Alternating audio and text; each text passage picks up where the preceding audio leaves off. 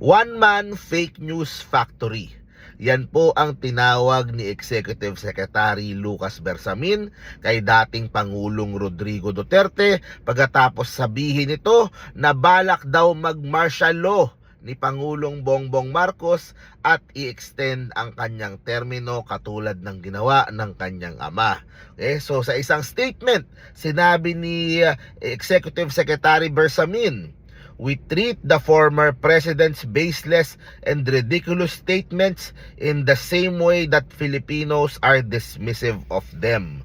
A tall tale from a man prone to lying and to inventing hoaxes.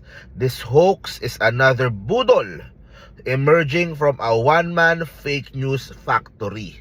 O so talagang palaban na po ang Malacanang at hindi na basta-basta nagpapabuli sa mga paninira at sa mga destabilisasyon na ginagawa ni PRRD at ng mga kanyang kampo.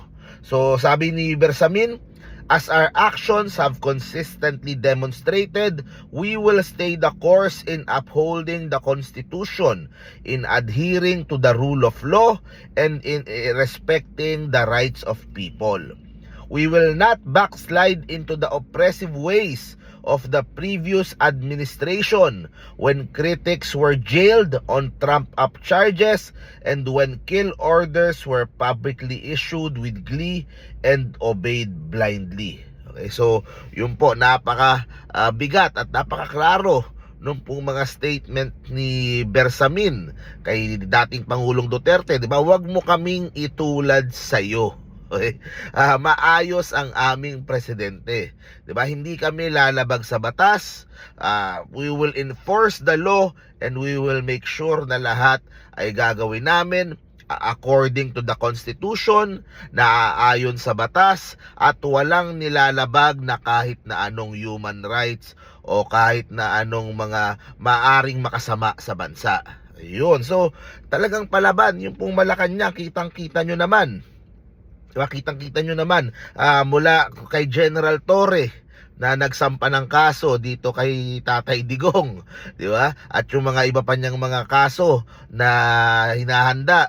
O tapos nandiyan din itong bagong USEC ng PCO, si Claire Castro, na kahapon ay binanata naman si Vice President Sara Duterte.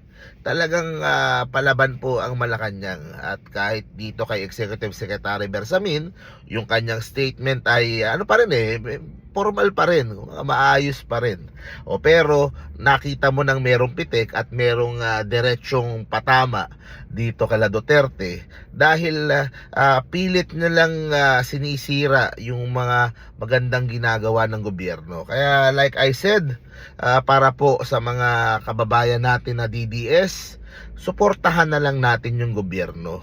Marami sa inyo din naman ang bumoto kay Pangulong Bongbong Marcos Kayo din naman ang nag-elect dyan in the first place. Tapos kayo ngayon yung naninira. Kaya hindi umaasenso ang Pilipinas dahil merong mga katulad nyo na kayo na nga mismo ang bumoto, kayo na mismo ang nag-elect, o pagkatapos pa na ilang taon, sisiraan nyo na, gusto nyo nang tanggalin sa pwesto. Sumunod na lang kayo sa gobyerno, tumulong na lang kayo. O kung ayaw nyo, kung tingin nyo mas magaling kayo, di kayo na lang ang tumakbong presidente, kayo na lang ang tumakbong senador. O tulad ng ginawa ko, tumakbo ko senador, di ba? At dahil yung mga paninira nyo ay nakakasira sa imahe ng bansa at hindi tayo aasenso kung ganyan parati yung mindset. Okay? Suportahan natin yung bagong Pilipinas, di ba? At huwag tayong mayabang na para bang itong si Duterte lang ang ganyan. Hindi din naman, ang dami din problema nung term niya Kaya sundan natin yung Pangulo. Let us make this country great and ayusin natin yung bansa at wag yung tayo pa yung maninira.